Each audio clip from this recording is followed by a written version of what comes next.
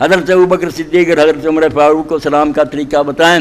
حضرت صدیق، حضرت عمر اور سارے بقی کوئی سلام کا طریقہ. رسول اللہ تو سارے یہی ہے کہ سلام کہو جو سلام کہنا چاہیے. السلام علیکم یا اہل القبور یغفر اللہ لنا ولکم انتم سلفنا ونا.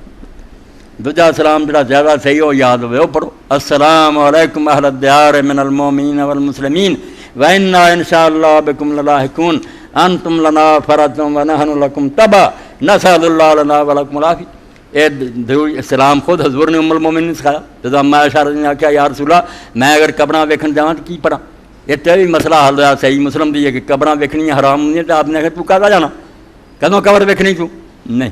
پہلا بندشاں سی سب چھٹی دیتی ہے مگر صبر پردے کا خیال رکھ کے شرم کر کے جا سکتی ہے.